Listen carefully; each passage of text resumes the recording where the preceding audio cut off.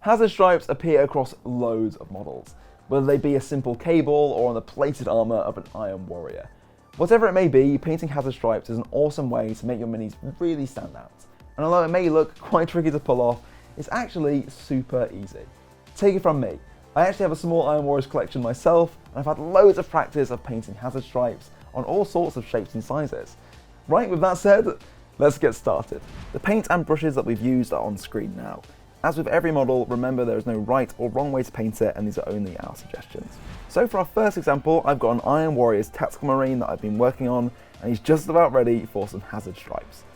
Now obviously you're free to paint these in any colour you want to, but the most popular choice is yellow and black. And that's what I'm going to be doing.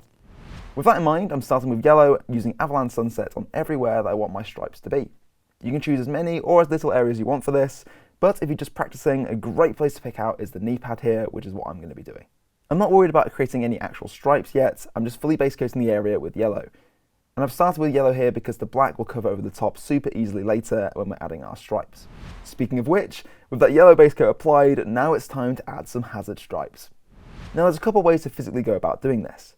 You can go straight in and freehand them, or use masking tape, which we'll talk about more in a second. Because this area is so small, using freehand is the best choice.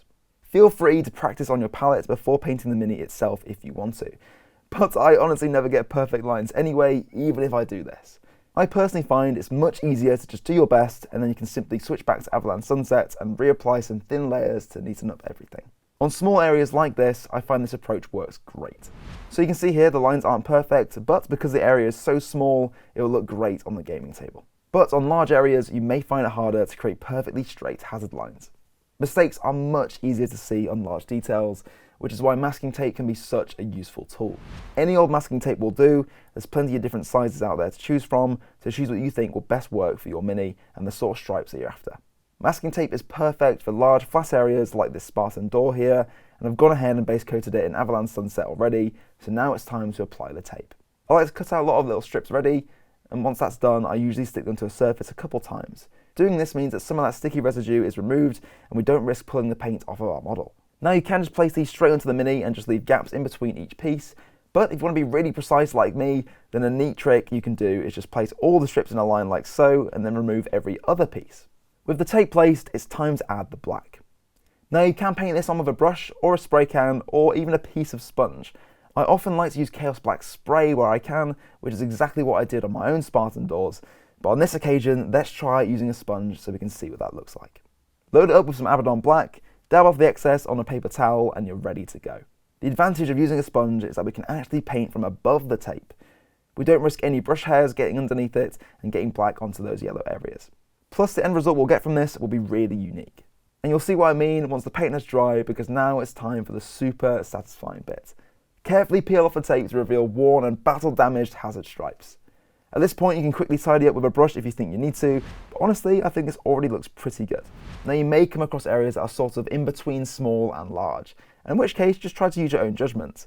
For example, on this Saturnine Terminator there's no sub-assembly, so using a sponge or a spray to add the stripes is going to be quite tricky. I like to use masking tape wherever I can, so even though it's not ideal here, I'm trying to make it work. I'm adding the black with a brush this time around, and it's worked pretty well overall, but I will need to tidy up a little bit. If you come across a mistake that you're really struggling to fix, I like to just cover those up with some trusty battle damage. Rhinox Hide looks great next to Avalanche Sunset. And there we are, that's some awesome tricks to help you paint hazard stripes on your minis. At the end of the day, they're just some black and yellow lines, but wow, do they look great on miniatures. That's all from me today, but in the meantime, if you're looking for more tutorials, tips and tricks, you can check out some of the other videos on the Warhammer YouTube channel, or alternatively, if you want some help in store, you can head to a Warhammer store where our friendly staff are always happy to help. Thanks for watching, see you next time, bye bye!